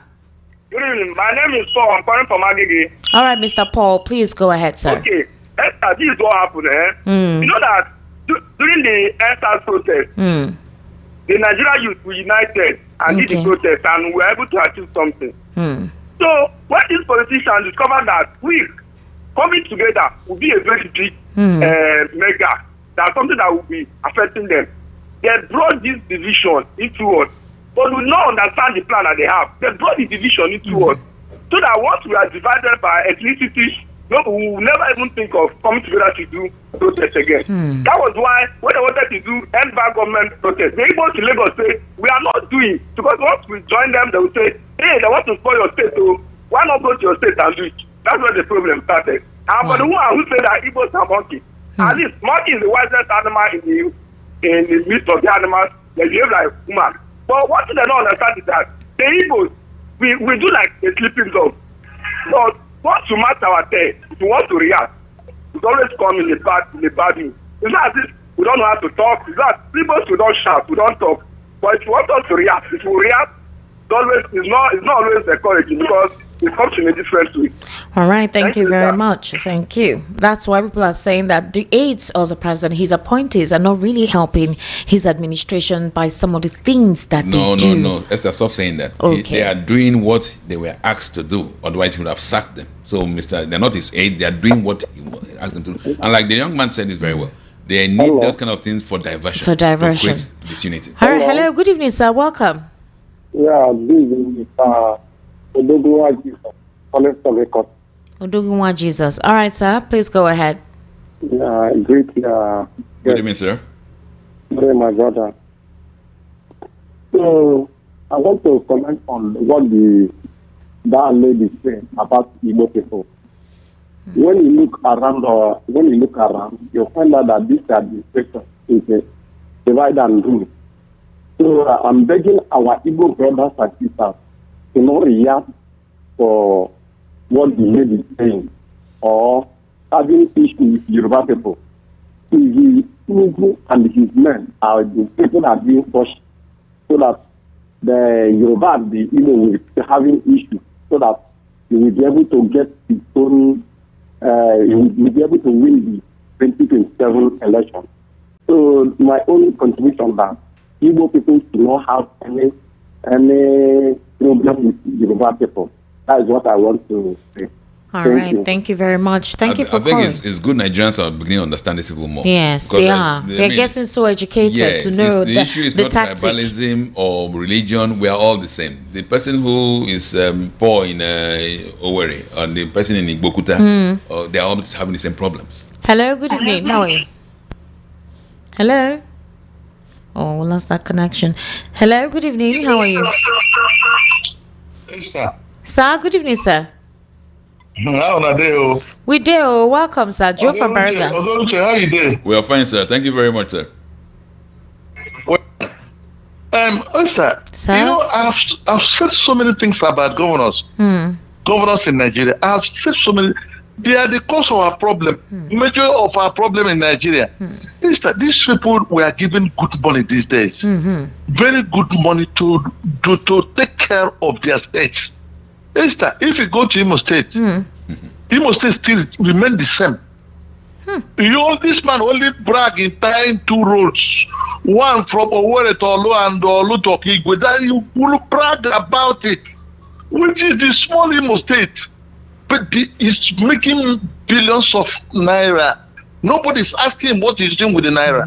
Now nobody has the power to ask him because he's God himself. That man, the Hope man, is God himself. So if you want to talk, then you come to local government money. The money they get to local government, the governors are putting so much interest in that money. What do governors in Nigeria, what do they do with money? Yes, I'm asking this question this evening. Governors in Nigeria, what do you do with money? Wonderful. Are you going to die and carry it? Wonderful. Yes, I'm telling you before God, man. I went home this recently. Okay. They still put too much eye on that local government money. They don't want to give it to them. They put eye. They were so much very serious about it. And if you make noise, they will not appoint you as the local government chairman. If you make noise, can you imagine? Esther, look, Esther, I have said it. What is happening in Nigeria? The problem Nigeria have is spiritual. I'm telling you before God, man. This is not how since 1960. This is not how I saw Nigeria. Nigeria is so patriotic. Since 1960, so patriotic.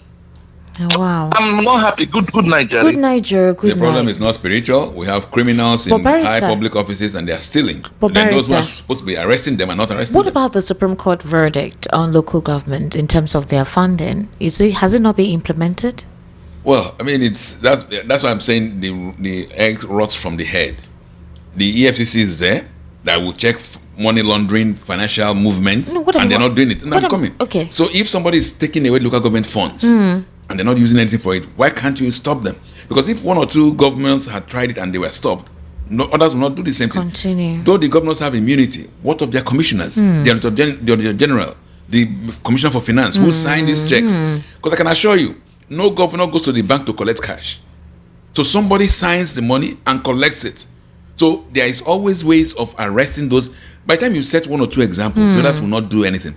But because we have a system where the fish, the head of the fish is already rotten and it's already stealing its own, or whatever. I mean, we can see from the action of the children and all that stuff. So why would you expect those who are at the lower levels or lower cadres to be any better? Unfortunately. Hello, good evening. Hello. Hello. You're on speaker. You're on speaker. He's saying hello and you've not turned down your radio and you want to hear me. How? 080-3692-9933. Hello.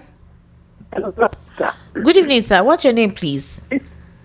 Speaking. Hello? Hello? You say your name is what, sir? Mwachineke. Mwachineke, welcome, sir. Location, please. Yeah. I'm from Greenfield. All right, sir. Please go ahead. Please, I am from Ungobala in Imo State. If you go to the road that leads place from Olapo, Umuneke, where I came from Umuneke to Umoye, from Umoye to that like there's our local men road, no single road. As I'm talking to you now, if I am going home, stopping at Hite, from Hite to Umuneke, no road, no state present in my place. And we are blaming federal government.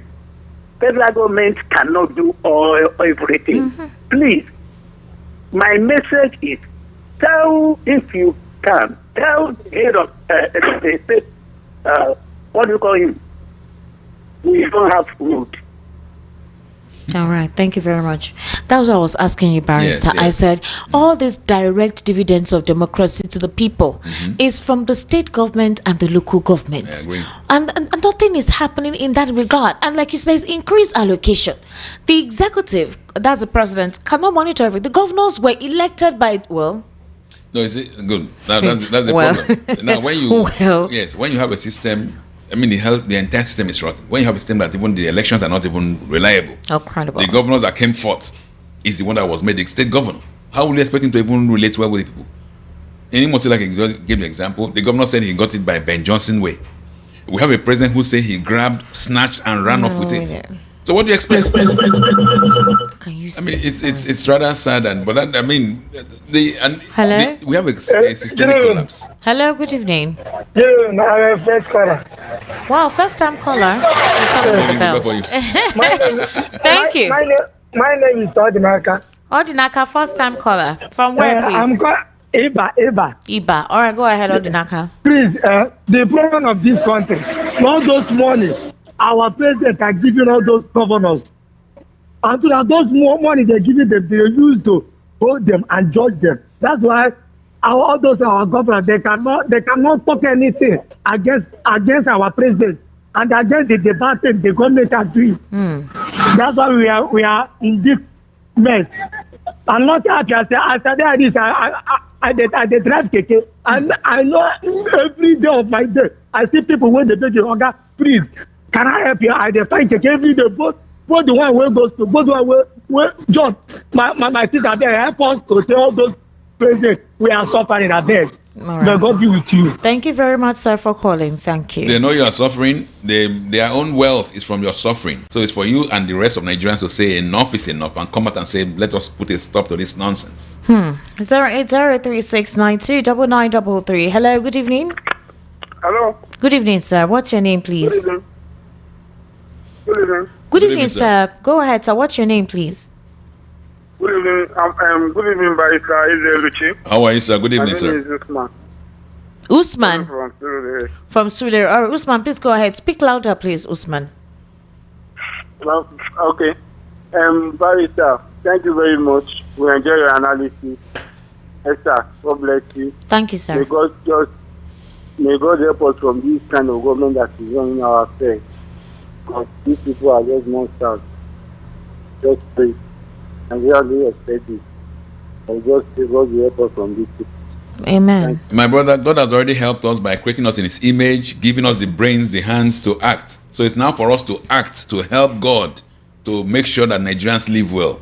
God, I mean, we keep on talking of God. We have life, you have flesh, you have body, you can act. So wherever you are, congregate, get your people to say, get people around you to say, enough is enough. That's Hello, good evening. Good evening, sir. Welcome, sir. Greetings to Barrister Ezra. Good evening, sir. I really enjoy your analysis, although I tuned in late, but I'm happy I met the one I met. All right, Thank you, sir. You see what I want to say?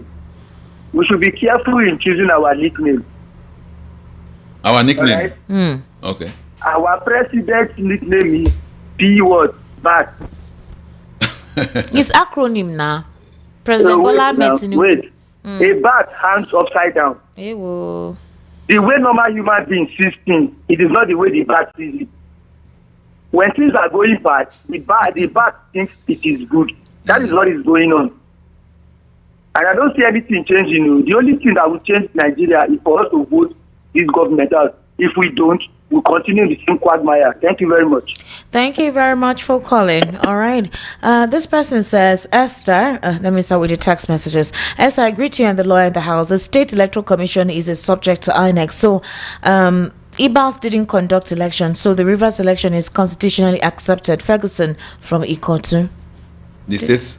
He said the Rivers State election. It's not subject to INEC. It's not subject to INEC? No, it's independent. It's independent? Yes. Okay, so that means it's constitutional. No, I'm talking about the regime is not even constitutional. The IBAS himself is not constitutional. Hey. But I just address the issue of the Rivers State election being independent, yes. All right, thank you very much. Let me take more messages. Somebody, okay, not with me. I know we'll read this one where you send her. Esther, please, where did you get Barrister Eze? This man is a god of knowledge and very sound. He's the best lawyer I have seen in VOP show. Please, he should be coming. Will you pay the money? There are other intelligent lawyers out there. There are other intelligent lawyers that come on VOP. Hey, Esther Wachuku, good evening. Nigeria is a place where anybody can play his game. Thanks. Good night. When I made a put name for this one, SMS this person says, Esther, the horse with horn is called a unicorn. My name is Justice. Thank you very much. Anyone or government official who is tribalistic in 2025 is timid and uneducated. Most of the people in government today are agbarers and illiterate. So don't be surprised if they act the way they act. My name remains Justice. Okay, Justice, well done. I love your analyst. He's blunt and good in using the right adjectives to classify clowns in government. A sinner society should have been fired by now. Big Bobo AJ City. Hello, good evening. How are you? Hello. Hello, good evening. Esther, mercy for them now. I did mercy for them now. You don't hear me. Cut the call. Cut your radio. Hello. You see now. Hello. Good evening, Esther. Good evening, sir. Your radio. You see that the radio is still on. Hello. Can you hear me now? Yeah, thank God. You, okay. What's your name, sir? My name is Joseph. Barrister, good evening. I greet you. Good evening, sir. I want to comment on the insecurity in Nigeria based on what they are vomiting. These things are fact. Many people knows all this. Whatever that is said is the truth.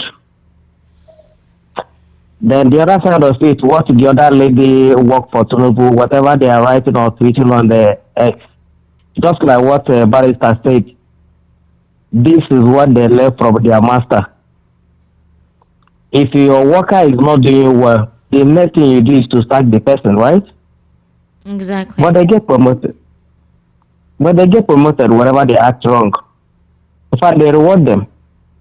So it's normal. I've lived all my life here in Lagos. I was here when Tinubu was the Lagos State Governor.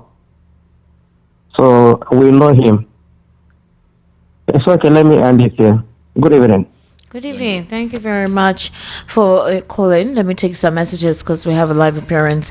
Good evening, Esther and the guests in the studio. Good evening. When I knew the election was going to be rigged was when Ariwola was visiting Tinubu before the elections in France. Also before that time, they went to Yakubu to glitch magic. That was when they saw Ubi was leading. Oh, now wow. This one, hold long. Good evening, my guy. I'm still Maxwell Unzom. It is left to be seen if the PDP will have the nerve to match their words with action. The president said that Nigeria has achieved its IGR target for the year, and therefore the region will not borrow again. The question is, at what economic cost or expense? The monies borrowed before, where are they? What were they used for? As for the confusion going on in the main opposition parties and how it may affect the chances of a credible candidate using them to actualize the yearnings of millions of Nigerians, my take is that the Electoral Act must be amended to accommodate some of these ingredients: mandatory transfer and transmission of votes electronically from the polling units. Good evening, House. Esther, you're asking why he has not been called to question because he's a northern man. If it's from the other side of the nation by now, he must have been picked up. Thank you. No name. Good evening. I greet you, VOP, for your good work of enlightening and disseminating information to us. Let me talk on these issues. The way and manner Tinubu with Wike is acting with impunity, unchecked and unchallenged, shows that they will destroy the constitution and undemocratic institutions before 2027. And Atiku in particular, with other opposition leaders, with exception of Obi, is very dominant and very afraid to react equally to the actions of the APC, Wike. Do Atiku with other silent watching opposition leaders believe in rigging and lavishly spending up money to win elections? Come to think of it, since the present government with Wike had been violating the constitution, status and principles of governance in a democratic republic, none of these leaders have boldly and honestly challenged these anomalies in courts or through any legitimate means, yet they want the citizens to believe they are honestly and sincerely out to fight for their case. In this act, not a clear evidence of deceit and conspiracy to offend the poor masses? Let me correct that impression. Okay. I mean, this idea of castigating some opposition leaders is very wrong, because not single opposition leader can effect this change. Okay. They all need to come together and get this change, get power wrested from these guys. So the habit of Nigerians of castigating A or B and then supporting C does not help. Okay. And then when you say go to court, to which court? I mean, all of them, the major ones have been making press releases, P2B releases, Atiku Abubakar also releases, even El-Rufai makes some releases. So let us be a bit careful, because we need a very united opposition system to be able to kick out these characters from office. Good evening, Esther and your guests. El-Rufai is exposing them now. This is a good revelation. The camp of the weekend can never know peace. If El-Rufai is not telling the truth, let them go after him. They all conspired against GEJ. Today, he's the most respected Nigerian globally. Lies and propaganda is just for a while. The truth is gradually coming out. May God bless Nigeria. Unlike you from Ayobo. Good evening, Esther. Good evening to you too. Okay. If Nasir El-Rufai's comment is taken up by this government, it is you and Barrister Darlington that would term it as witch hunting, but time would tell. Ayo Aranju from Ayobo. No, who was saying that it is witch hunting? Someone is brazenly telling you stuff, and okay. Good evening, Esther, Barrister Ezra and VP family. Truly, El-Rufai was part of the extremist section of APC initially, but at a point he got frustrated with the activities of the terrorists and started telling Buhari that he can't continue giving money to the bandits and that FG should bomb them out of existence. Any system of government built on propaganda, lies and falsehood can never deliver good governance. Amici from Mafuluku. Alright, good evening, Esther and the guests in the studio. If people say that Lagos is no man's land, they are partially correct, because Lagos was built with money.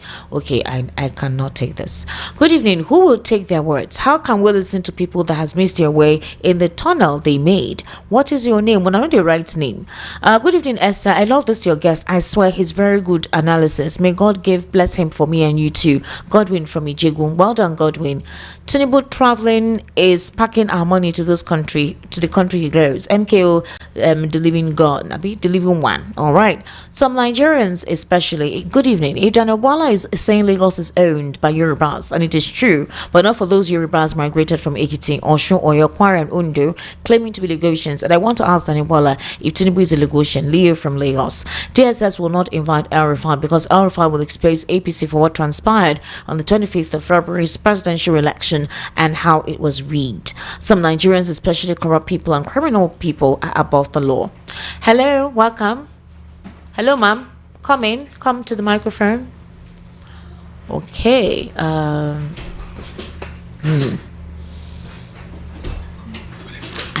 Let's check. Let's sit. Hello, ma. How are you? Welcome. Thank you. Please go ahead, ma. Sorry. How are you today? I'm doing good. Please tell us how to make money. Because while we're breaking our head in this whole wahala, the important thing, the cocoa here, is the money. if we have money, we can slide through this quagmire. Abby? Honestly. Exactly. Yeah, good evening, everyone. Good evening. Good evening, Nigerians. Good evening, everyone. Honestly, Barrister, I really want to appreciate you. Thank you so much. God is really helping us, but not left for us to do the needful.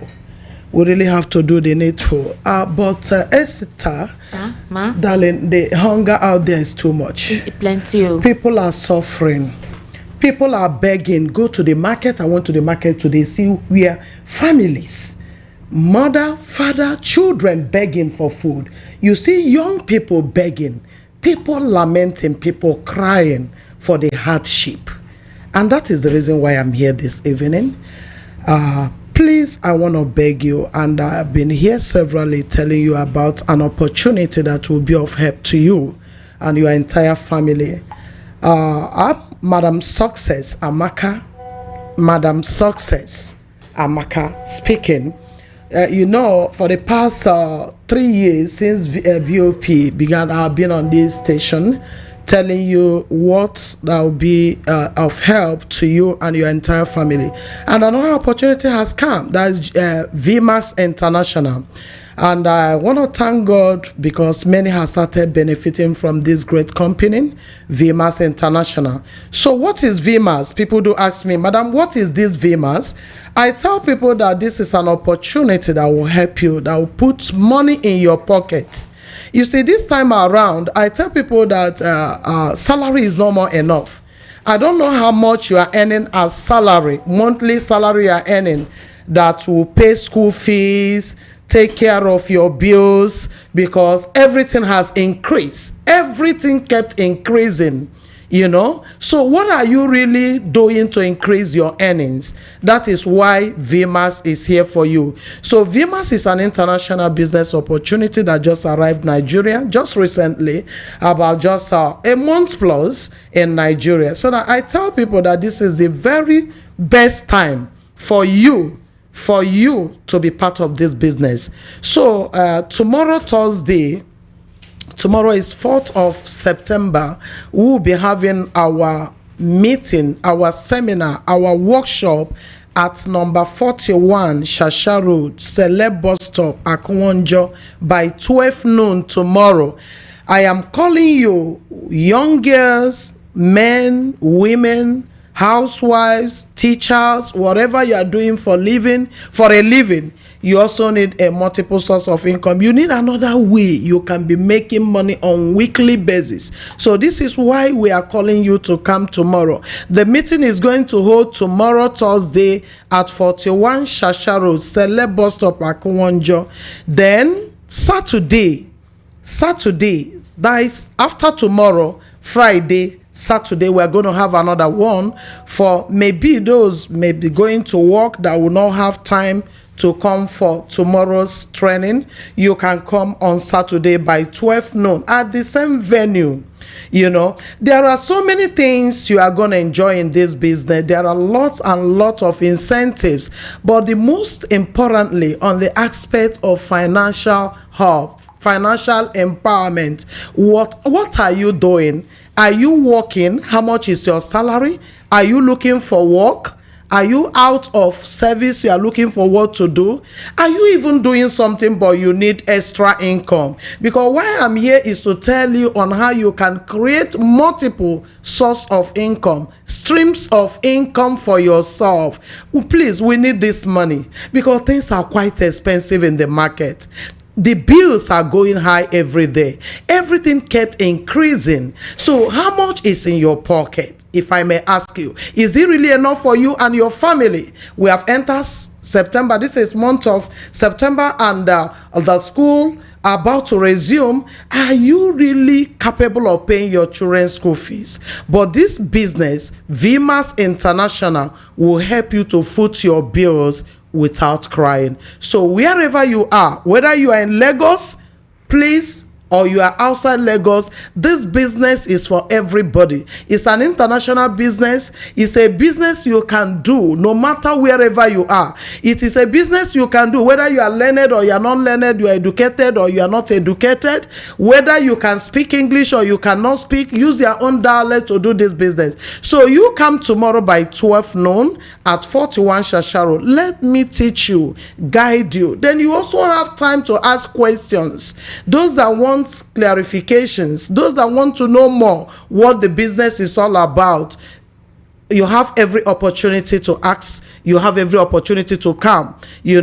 Please, I am begging us, because many that have said yes to this business today, many of them are smiling, many of them are jubilating. I'm saying it again, more especially now that it's coming. Now in VMAX, you have opportunity of earning weekly. If you do what I say do, if you can listen to me and do what I say do, it is not join today and become billionaire overnight. So why we are calling for this gathering, this seminar, is for you to come so that we could be able to teach you on what you have to do to enable you to be making this cool earning, this weekly income. And also you have other incentives like traveling out, that having a lot of things. So try tomorrow, Thursday by 12 noon, then Saturday by 12 noon. So this phone number, you can get us with this phone contact. The first one is 070 63 499 436. 070 63 499 436 or 070 67 00 97 67 070 67 00 97 67. Then the business, you also have an opportunity to become our sole distributor. If you can be able to become our outlet owner wherever you are in the whole federation, in the whole 36 states of the federation, you can become we are looking for outlet owners, sole distributors who can become distributors of this great company. Come and let me tell you what you can do. I always tell us that this is a business I know very well. At least this is my 25 years in this field. I don't think I'm still a baby in the field. So I think I know the one that when I tell you do it, and when you do it, you will smile. Also, there are many people out there that are networkers. Also, I'm inviting you, if you are a networker, you have joined one company or the other, and what you look forward to achieve there, you could not achieve it, or maybe one way or the other. Many of you out there join what we call scammers without knowing that what you join is a wrong company. So I'm inviting you, if you have joined wrong one, come, let me teach you how to do VMAS, and by doing so, by being part of VMAS, whatsoever you have lost out there through VMAS, you will recover them all. So I'm calling you again tomorrow, Thursday, by 12 noon at 41 Shasha Road, Sele Bus Stop, Akunwonjo. Sele Bus Stop, Akunwonjo is the one towards Egbeda, not towards Sele Express. This is not Sele Express, not Sele Ago. This Sele is at 41 Shasha Road, Sele Bus Stop along Akunwonjo Egbeda Road by tomorrow, Thursday, by 12 noon. Then another section is going to be on Saturday by 12 noon. Some people may be going to work tomorrow. There may not be a chance to come tomorrow. That's why we set it Thursday and Saturday. So we'll be having it tomorrow, Thursday by 12. We'll also be having it on Saturday by 12 noon. Now, the business is free. This business attendance is free. We are not asking you for money to attend or whatever we are going to teach you, but the business, for you to become the best part of this business, is not free. Nothing free is in Freetown. There is nothing free. So I encourage you, please, on Thursday tomorrow, try and make yourself available by 12 noon. Then Saturday also by 12 noon. So you can also get the number again, 070 07063 499 436 07063 499 436. If you call a man, answer please. The person is my PA. My PA can answer. My manager can answer. All so right. if any of them call, Thank you call, so much, ma'am. attend to Thank them. you so much for Thank that. you very much. Meanwhile, Kudos is with us here in the house. It's been quite a while. Kudos, again, Mary, what happened? Did we offend you? Why will you offend me? So what's going on? You feel to come in here and tell us how we can get investment opportunities with Kudos Homes. That's why I'm here today. All right. We've been working so hard on our site, and that's why I've not been available. I can tell. So today I want to tell everybody that they can become proud land owners. We understand the situation of the nation at the moment, but one thing that you should have, one thing that you should always believe in, is believe in having a property investment, because the only investment here on earth that can stand the test of time is owning a property. And I'll be telling you the different locations where we have our properties, and when you invest in any one of them, you are going to be grateful, you are going to be happy, because you now have a wonderful investment. So let me talk about here in Lagos. We have in Agbowa, Ikorodu, and the estate, the name of the estate is Kudos City, and Kudos City is currently selling for 1.5 million naira per plot. So with 1.5 million naira, you can own a plot of land in Kudos City, Agbowa, Ikorodu. We also have in Omuketu Ekpe, and the name of our estate, one of our estate there, is Kudos Heritage. Kudos Heritage is selling for 2.5 million naira per plot. And we also have the Kudos Height, which is also located in Omuketu Ekpe, and Kudos Height is selling for just 4.5 million naira per plot. Now, the good thing about this property is that they are perfectly dry land, and they are free from any form of government acquisition, and you will not have any form of omonile wahala. And one of the sweetest thing about it is that when you buy, when you finish paying, you can start building immediately. When you talk about access road, there are good access road, and when you talk about amenities around the environment, we have perfect amenities around this estate. So what are you waiting for? The number to call is 0905 904 7514 0905 904 7514. Also in Delta State, we have the Fairview Estate Phase 2, which is located in Ibuzo, main town in Delta State. And Fairview Estate Phase 2 is selling for just 2.5 million naira per plot. And we also have the Kudos Height, that is also located in Ibuzo, and Kudos Height is selling for just 1.5 million naira per plot. And we have Kudos Court. In fact, last 2 weeks Saturday, we did our allocation in Kudos Court, and all our clients, they were very excited to have their property there in Kudos Court. And Kudos Court is still selling with limited plots available, and is selling for just 4.5 million naira per plot. Like I said, all of these properties are perfectly dry land, they are table land, and they are free from all forms of government acquisition. And if you have been looking for a place where you can trust your investment, that your investment will never fail you, now any of our estate here in Lagos, our estate here in Delta State, and our estate in Enugu, they are perfect for you.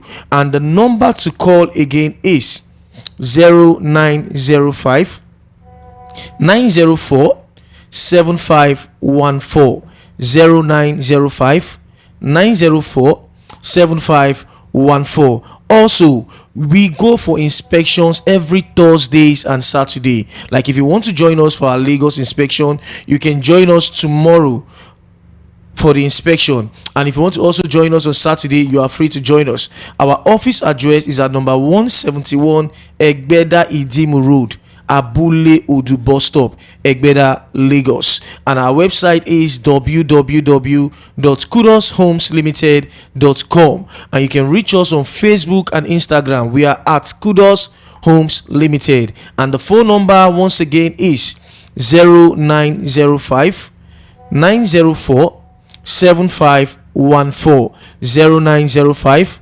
904 7514. Thank you very much. Victor, thank you so much. I sincerely appreciate you coming. All right. We intend to buy a house and land. Let's just pray that we have plenty of money. The money will come. Amen. Amen. All right. Ladies and gentlemen, that's Victor from Kida's Homes, and obviously interesting moments that we have right here in the studio. Unfortunately, we need to wrap up the conversation on the evening rush today. Barrister Eze Erichi unfortunately has left his days quite far, and he has to leave, so that we had live appearances back to back. A lot of your messages here, unfortunately I'm not able to take all of them. Let me just take a few. Good evening, Esther. Don't forget that in 2014 Oluremi Tinubu said they are going to claim Igbo property.